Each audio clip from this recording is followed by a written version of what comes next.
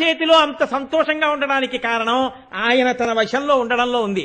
వశంలో ఉండడం అంటే ఆయన ప్రసన్నుడై పక్కన కూర్చోవడంలో ఉంది. ఆయన చేత తను కట్టించుకున్న మంగళసూత్రంలో అమ్మవారికి ఆ సంతోషం ఉంది. ఆ మంగళసూత్రం గురించి విన్న వాళ్ళకి వాళ్ళ మంగళసూత్రాలు 10 కాలాలు నిలబడ్డంలో ఉంది. ఇది ఆ మంగళసూత్రం యొక్క గొప్పతనం. ఇప్పుడు ఆ మంగళసూత్రం గురించి వింటే అన్ని సంతోషాలు కలుగుతాయి, అన్ని సుఖాలు కలుగుతాయి, అన్ని శాంతులు కలుగుతాయి, అన్ని తప్పులు దిద్దపడతాయి. కాబట్టి కామేశబద్ధ మంగళ్య సూత్ర శోభిత కంధరా, దీనివల్ల అన్యోన్యత కలుగుతుంది. ఎంత అన్యోన్యత కలుగుతుంది అంటే శంకర్ ఇక నుంచి ఏమిటి గుర్తో తెలుసా? నేనెక్కడో ఉండొచ్చు, కానీ నేను ఉన్నానా లేదా అన్నది అనుమానింపబడచ్చు ఒకానొకనాడు అసలు. కానీ నేను ఎక్కడ ఉన్నా కూడా నా భార్య వంక చూస్తే తెలిసిపోతుంది ఆయన ఉన్నారు. ఆయన ఉన్నారని ఎలా తెలుస్తుంది? నీ మెడలో ఉన్న పసుపు తాడే నేనున్నాననడానికి గుర్తు. ఇప్పుడు చెప్పండి, అది కేవల పసుపు తాడా? కాదు. ఒక వ్యక్తి ఉన్నాడు అనడానికి గుర్తు ఆ మంగళసూత్రం. కాబట్టి నేనున్నాను అని నమ్మడానికి ఇది హేతు అవుతోంది. నేను ఉండడం అన్నది దేని మీద ఆధారపడిందో తెలుసా? నక్షత్రాన్ని బట్టి గండం వస్తుంది. నా గండం దేని వల్ల తొలగుతుందో తెలుసా? నీవు అందులో ఉన్న సర్వమంగళాదేవతని నమ్మి నమస్కరిస్తే నా గండం పోయి నేను నీ మెడలో మంగళసూత్ర రూపంలో బతికుంటాను. నువ్వు 100 ఏళ్లు బతుకు అంటాడు. 100 ఏళ్లు బతికి సర్వమంగళాదేవతని ఆ గౌరీదేవికి రోజు నమస్కారం చెయ్యి. అందుకే భర్త పక్కనున్న మొదటి నమస్కారం మంగళసూత్రానికి. ఆవిడ అనుగ్రహంతో ఆ భర్త అలా కనపడుతూనే ఉంటాడు. కాబట్టి ఇంత గొప్ప శక్తి దేని ఎందున్నది? మంగళసూత్రమనందున్నది. మీరు వివాహ కాండని జాగ్రత్తగా పరిశీలనం చేయండి. సప్తపది ఉంది.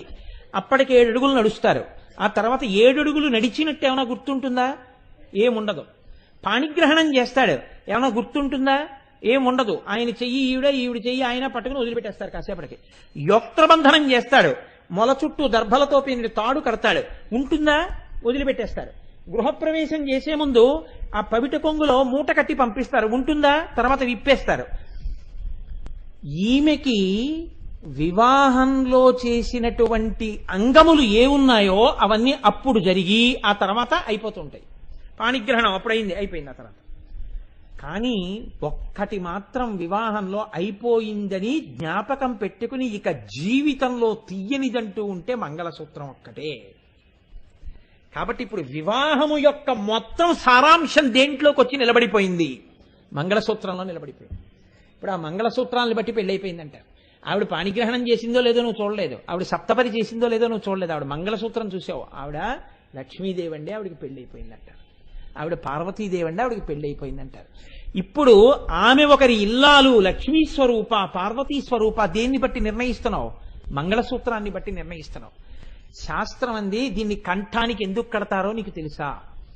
కంఠానికి కట్టడం వెనకాతల ఒకటే గుర్తు. ఆ కంఠంలో ఇది ఉంది కాబట్టి ఆయన ఉన్నాడు, ఆ కంఠంలో ఇది ఉంది కాబట్టి ఈవిడికి సంతోషం ఉంది. ఆయనతో కలిసి ఇటొచ్చి ఉద్ధరించడానికే ఆవిడ వచ్చింది. ఆయనే ఆవిడికి సర్వస్వం. ఇప్పుడు అదే లేనినాడు ఇన్ని ఉన్నా ఒకటే, లేకపోయినా ఒకటే. కాబట్టి అన్నీ ఆవిడకుండడం, అన్నీ ఆయనకుండడం ఇదే. అందుకని ఇది కంఠంలో వేస్తారు. కంఠంలోనే ఎందుకు వేయాలి అంటే 2 కారణాలు చెప్పారు పెద్దలు. కంఠమునందు వేసినటువంటి మంగళసూత్రం గుండెల దగ్గర తగులుతూ ఉంటుంది. హృదయస్థానమునందు ఈశ్వరుడు యొక్క పాదద్వంద్వం ఉంటుంది. ఇక్కడే కూర్చుని ఉంటాడు. నివార సూకవత్తన్వీ పీతాభాస్వత్యనూపమ. ఆ మంగళగౌరీదేవి అందుకే పుస్తెలు తీసుకెళ్లి సువాసుల మెళ్లల్లో పెట్టిస్తారు. ఒకసారి ఏ తల్లి ఆ సర్వమంగళాదేవతని ఆరాధన చేస్తోందో ఆ శక్తి మంగళసూత్రంలోకి రావాలని ఇప్పుడు అది రోజు గుండెల మీద తగులుతూ ఉంటుంది. రోజు పార్వతీ పరమేశ్వరుల పాద ద్వంద్వమునకు తగులుతూ ఉంటుంది. తగులుతుంటే అయ్యో ఈవిడ తన సౌభాగ్యాన్నంతటినీ తీసుకొచ్చి మన పాదాల దగ్గర పెట్టి నమ్ముకుంది. అమ్మా నీ పాదాల దగ్గర పెట్టుకున్నానమ్మా శతమానాల్ని, నేను 100 ఏళ్లు బతకడం కాదమ్మా, ఆయనతో కలిసి 100 ఏళ్లు బతకడం కోరుతున్నాను. దీన్ని నేను ఎవరి వల్ల కలుగుతుందని నమ్ముతున్నానో తెలుసా? నీ పాదాలు నమ్మానమ్మా.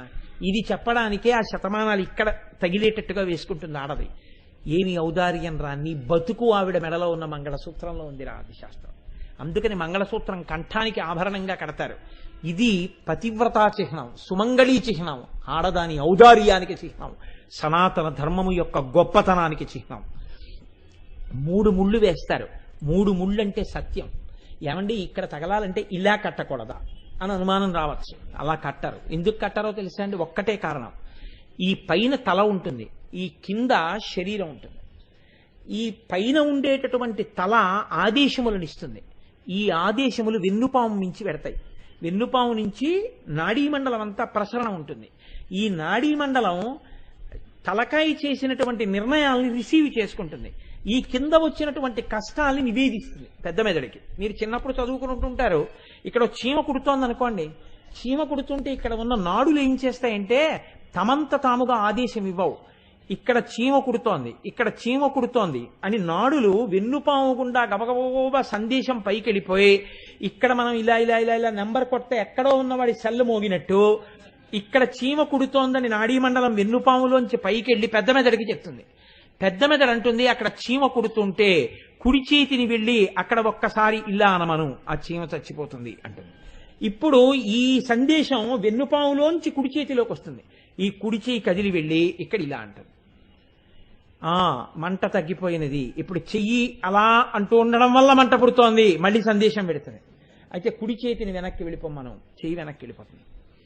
ఇప్పుడు ఈ ఒక్కొక్కసారి ఏమవుతుందంటే పెద్ద మెదడు పడుకుంటుంది. నిద్రపోవడం అంటే పెద్ద మెదడు పడుకోవడమే కదండి. పెద్ద మెదడు పడుకుంటే అప్పుడు వెన్నుపాము రిఫ్లెక్స్ యాక్షన్ అంటారు, అంటే అసంకల్పిత ప్రతీకార చర్య అలవాటు అయిపోయి అది చేసేస్తుంది. ఎలా చేసేస్తుంది అంటే చీమ కుడుతోంది అనుకోండి, నిద్దట్లో చీమ కుడుతోందని పెద్ద మెదడికి వెళ్ళదు, పడుకుంటుంది. కానీ ఈ చెయ్యి వెళ్ళి ఇలా కొట్టేస్తుంది, కొట్టేసి ఇలా గోకేస్తుంది, ఆ చీమ చచ్చిపోతుంది. అంటే ఇంతకు ముందు పెద్ద మెదడు ఏం చెప్పడం అలవాటు చేసిందో అలాంటి పనులే చేస్తుంది. ఇంతకు ముందు పెద్ద మెదడు చెప్పింది కాదనుకోండి, ఆ సమస్యకి సమాధానం లేపేస్తుంది పెద్ద మెదడిని. ఇదేదో సమస్య వచ్చింది లే ఏమన్నా చెప్పి ఏం చేయాలంటే లేస్తాడు నిద్దట్లో. పెద్ద మెదడు లేవడం. ఇది భర్త, ఇది భార్య. ఈ భర్త చెప్పిన మాట ఇది వినడమే తప్ప ఇలా చెప్పడం ఏంటి బుర్రకాయని ఇది ఎప్పుడు అనలేదు. ఇది దీన్ని వింది కాబట్టే నీ బతుకు బాగుంది. భార్యాభర్తలిద్దరూ ఇలా కలిసి ఉండాలి. ఇలా కలిసి ఉండడానికి ఇక్కడ ఆదేశాలు ఇందులో బాధలు ఇందులోకి చేరి ఈ రెండు దేని వల్ల సమన్వయం అవుతున్నాయంటే దీనివల్ల. ఇందులోంచి సందేశాలు పైకెడుతున్నాయి, కిందకు వస్తున్నాయి. వస్తుంటే ఇది ప్రధానంగా ఉంది. దీంట్లోంచే కష్టాలు, సుఖాలు, సంతోషాలు వాక్కులుగా వచ్చి ఆనందంగా జీవనరథం వెళ్ళిపోతోంది. ఇన్నింటికి దీనికి మధ్యలో కాలవగా ఉన్నటువంటి ఈ కంఠం ఎలా ప్రమాణమో అలా భార్యాభర్తల మధ్య సమన్వయం కూడా అలా ఉండాలని మేము కోరుకుని ఇక్కడే కట్టిస్తున్నాం. మంగళసూత్రం అని కంఠానికే కట్టిస్తారు.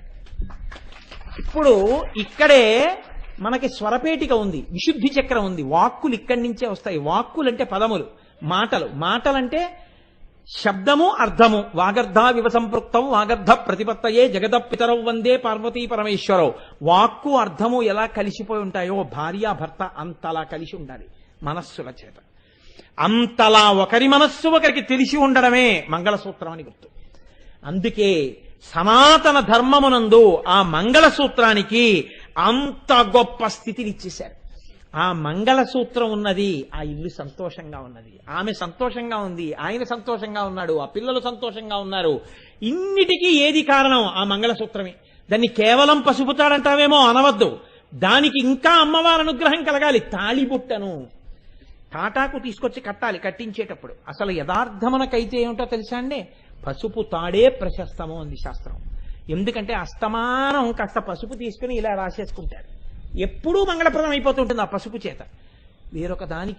వేరొక లోహంతో చేసిన దానికి అలా పసుపు రాయడం కుదరదు. శతమానానికి పసుపు పెట్టవలసి ఉంటుంది అంతే. కాబట్టి ఆ పసుపు తాడుకి, ఆ పసుపుతనానికి, ఆ మంగళసూత్రానికి అంత గొప్ప స్థితినిచ్చారు. ఈ సూత్రము ఒక్క వ్యక్తికి కాదు, ఈ సూత్రములన్నీ కలిసి జగత్తుకే మంగళసూత్రమయ్యాయి.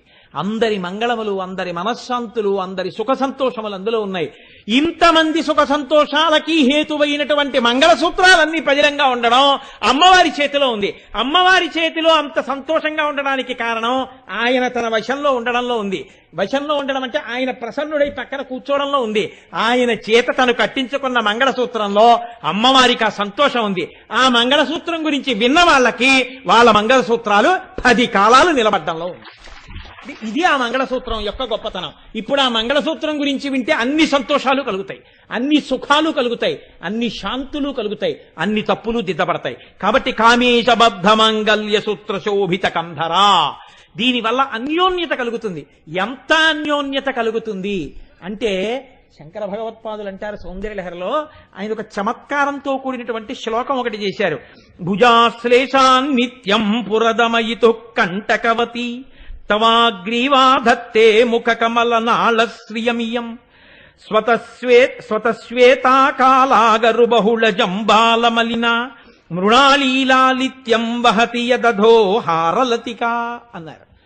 అమ్మా, ఈ మంగళసూత్రం ఇక్కడ కట్టించుకున్నావు కదా, ఇక్కడ మంగళసూత్రం కట్టించుకోవడం వల్ల నువ్వు ఏ స్థితిని పొందావో తెలుసా అంటే నీ ముఖం పద్మమైంది, నీ కంఠం పద్మనాళమైంది అన్నారు.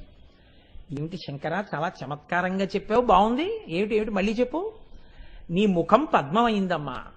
ఓహో, నా ముఖం పద్మమైంది, బాగుంది. ఇంతకుముందు కూడా చాలా మాటలు చెప్పావు ఈ మాటలు, ముఖ పద్మమని, బాగుంది. సువాసనతో కూడి ఉంటుంది. పరమశివుడు అనేటటువంటి తుమ్మెద ఎప్పుడు ఆ ముఖం అనేటటువంటి పద్మం మీద విహరిస్తూ ఉంటుంది.